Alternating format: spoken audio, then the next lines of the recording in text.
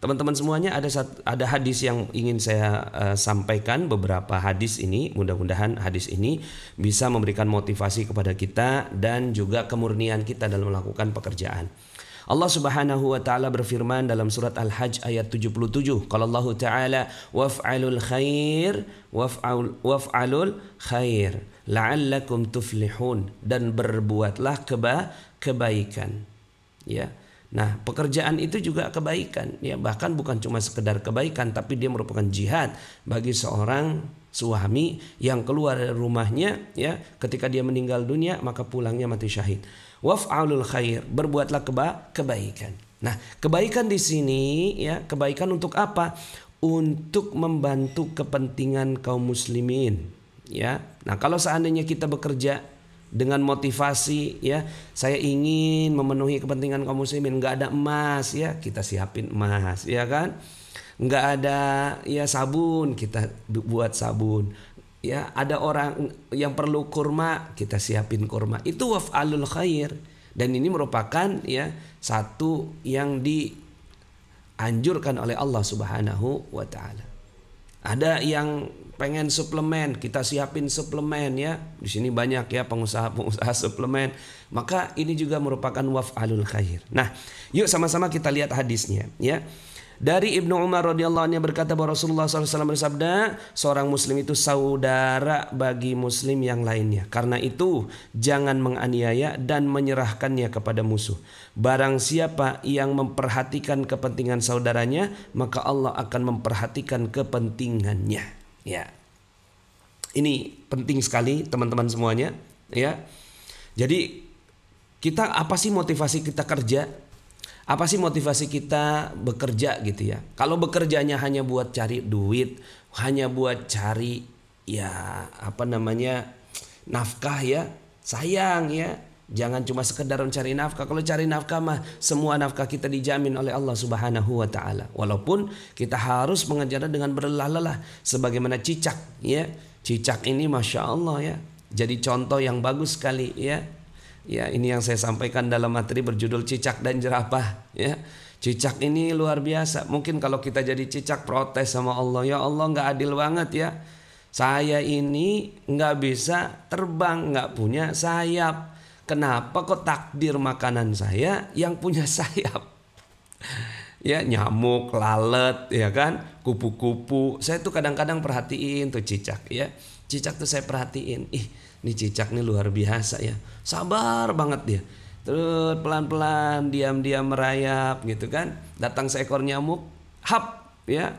Enggak semudah lagunya, ya. Hap, lalu ditangkap, enggak. Hap. Tuh nyamuk lari lagi gitu, ya.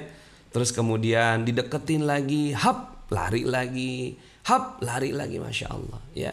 Tapi dia terus berusaha, ya. Nah, di sini, ya, kita bekerja, berusaha, mencari nafkah, ya. Tapi kemudian kita insya Allah juga bukan cuma sekedar itu, tapi keberadaan kita dalam proses mencari nafkah itu adalah untuk memperhatikan kepentingan kaum muslimin. Apa nih kaum muslimin, kurangnya di mana nih? Mereka nggak punya apa nih, gitu, ya. Oh, tanah-tanah kaum muslimin sekarang ini, ya, kok dijualin murah-murah kepada asing misalnya, gitu, ya. Sekarang ini, ya Allah, kayaknya kok tanah-tanah kita udah mulai berkurang. Bismillah, ya, kita bikin desa wisata magnet rezeki. Itu niatnya untuk apa? Niatnya untuk menjaga alam dan juga memenuhi kepentingan kaum muslimin, ya. Nah, jadi siapa yang memperhatikan kepentingan saudaranya, Allah akan memperhatikan kepentingannya. Kemudian berikutnya, barang siapa melapangkan satu kesulitan dari seorang muslim, maka Allah akan melapangkan satu kesulitannya di hari kiamat. Ya Rabbi, Masya Allah. Jadi kalau kita kerja nih, kita kerjanya apa nih? Teman-teman kerjanya apa? Boleh nggak ditulis di komen? Teman-teman kerjanya apa? Ya, dokter. Dokter itu kan menghilangkan kesulitan dari seorang muslim. Masya Allah, ya. Itu Allah akan melapangkan. Ya Allah, nih orang, ya, beliau, ya, coba tulis di sini di komen, ya, teman-teman kerjanya apa, coba, ya, teman-teman kerjanya apa, ya. Maka langsung tuh bahwa saya pekerjaannya adalah melepaskan kesulitan seorang muslim dengan pekerjaan saya, ya. Coba teman-teman ya, ditulis di sini ya. Kalau dokter begitu, insinyur, ya, kemudian juga tukang servis. Tukang servis itu masya Allah ya, menyelesaikan kesulitan seorang muslim. Penjahit, pedagang, jual suplemen, guru, ya Allah bagus banget. Guru PAUD, itu kan guru PAUD itu ya, orang tuanya pusing tuh ya. Orang tuanya itu ya pusing banget tuh mikirin anaknya gitu ya. Tapi dengan guru PAUD gitu kan, anaknya jadi bagus. Tuh melepaskan kesulitan dari seorang muslim. Ya, guru begitu semua, guru, aduh masya Allah guru mah tuh keren banget dah. Jual suplemen, ada orang yang gak sehat, dia ya Allah dengan suplemen yang aku jual ini ya Allah, aku ingin membebaskan kesulitan seorang muslim dengan produk saya. Ih keren banget. Pedagang begitu juga, penjahit, ya Allah penjahit, bayangin ya kalau seandainya saya suruh ngejahit, ini saya sendiri nih ya, masya Allah kalau seandainya saya suruh ngejahit gitu ya, nggak sanggup saya ya. Tadi pas banget saya barusan ke penjahit, saya beli celana tadi sama istri, beli celana 2. Ya Allah panjangnya lebih panjang gitu ya. Kalau seandainya saya pakai itu kan bisa keserimpet. Masya Allah, cari penjahit untuk motong. Luar biasa penjahit melepaskan kesulitan saya ya. Bisnis online ya, bisnis online tuh ya memudahkan orang. Orang lagi perlu produk gitu ya, desain dan percetakan. Oh ini apa lagi ya, sekarang kita lagi ya struggling nih untuk produk emas kita ya, MR Gold, pesanan yang ngebludak ya. Tapi waduh itu harus dilaminating ya. Wah, masya Allah nih teman-teman percetakan bantu ya. Ibu rumah tangga dan jualan online, apalagi ini double tuh ya. Udahlah melepaskan kesulitan suami ya, juga melepaskan kesulitan orang lain. Luar biasa ya. PNS, masya Allah nih PNS yang jujur di sorga, di sorga ya. Nah jadi teman-teman semuanya, subhanallah senang ya saya. Aduh ada toko sembako, kerja pergudangan ya Allah, senang banget ya ngebaca ini nih ya. Kami ingin ya Allah melepaskan kesulitan ya, tolong ya Allah ya, mudahkan internet ini ya Allah. Pegawai swasta, jasa penyewaan kamar untuk bahagiakan orang lain. Kamar tuh KMR, kamar ya. Ada yang bisnis dinar ya Allah. Ya orang tuh kan rindu sama dinar ya. Pengen banget ketemu dinar lagi. Anda sebagai pebisnisnya menyediakan ya kesulitan orang. Bidan, waduh bidan nih masya Allah ya. Satu orang, satu bayi yang lahir, Anda dapatkan pahala menyelamatkan seluruh manusia. Masya Allah. Luar biasa, banyak banget nih ya. Ini luar biasa semuanya ini ya. Masya Allah, masya Allah. Ya bantu kami tukang servis internet. Tukang servis internet ya. Ini pakai yang namanya Orbit ini ya. Masya Allah ya, lancarkan internet kami. SBMR ya, nah sahabat bisnis magnet rezeki ya. Nah maka jiwai ini hadis ya, jiwai ini hadis. Apa hadisnya ya? Di sini nih, waman farrajan anil muslim karbatan farrajallahu anhu biha kurbatan tuh ya. Barang siapa nih ya memperhatikan kepentingan, mangkaraba yaumil qiyamah tuh, waman ya, mangkana fi hajatin akhihi ya, mangkana fi hajati akhihi kana lahu fi hajati. Barang siapa yang memikirkan hajat kepentingannya orang lain, Allah akan bantu. Jadi masya Allah ya, kita rapihkan niat kita dalam berusaha, bekerja ya, berbisnis dengan dalil ini. Siap semua ya? Masya Allah. Ini dalilnya nih, screenshot ya, dalil ini ya. Kemudian di sini nih, waman satara, barang siapa yang menutupi kejelekan orang lain, maka Allah akan menutupi kejelekannya di hari kiamat tuh ya.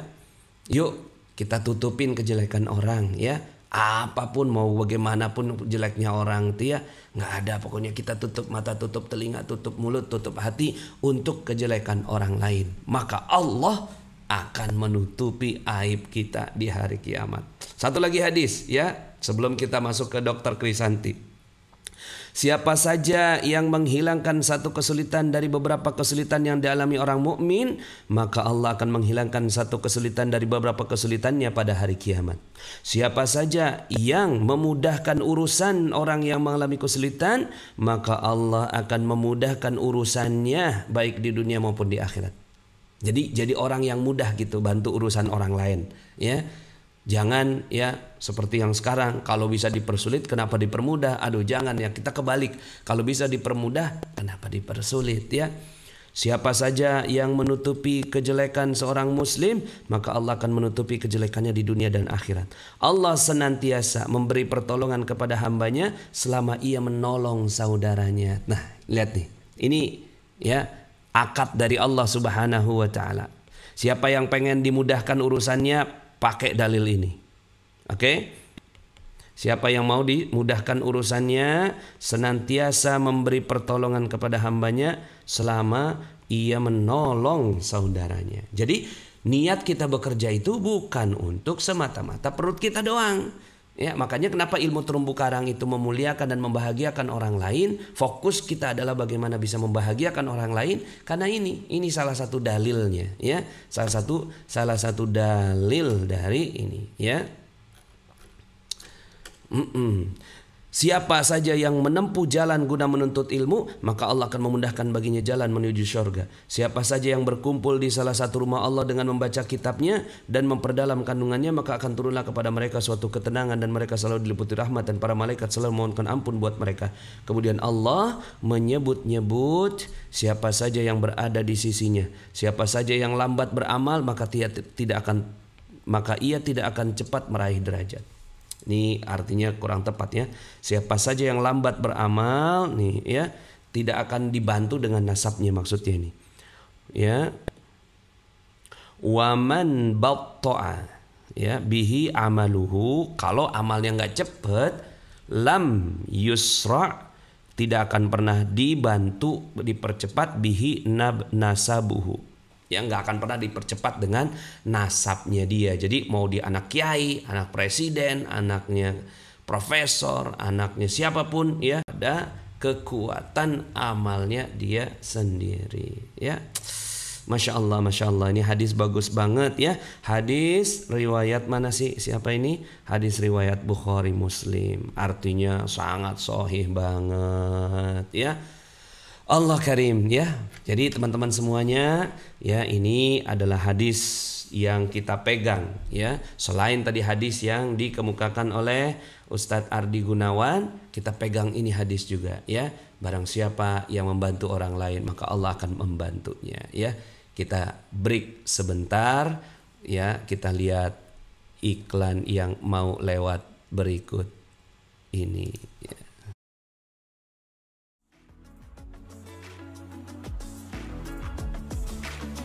7 keuntungan memiliki kafling desa wisata Magnet Rezeki. 1. 3. Menyelamatkan alam dengan perencanaan ala desa, bukan urban concept. 4. Mendukung dakwah alam Magnet Rezeki yang terbukti meningkatkan kualitas hidup manusia. 5. Bertetangga dan berjamaah dengan para pengamal ilmu Magnet Rezeki. 6. Keamanan legalitas dengan surat berstatus SHM. 7. Bebas riba dengan menggunakan akad-akad syariah. Desa Wisata Magnet Rezeki, mengolah anugerah menjadi berkah. Masya Allah.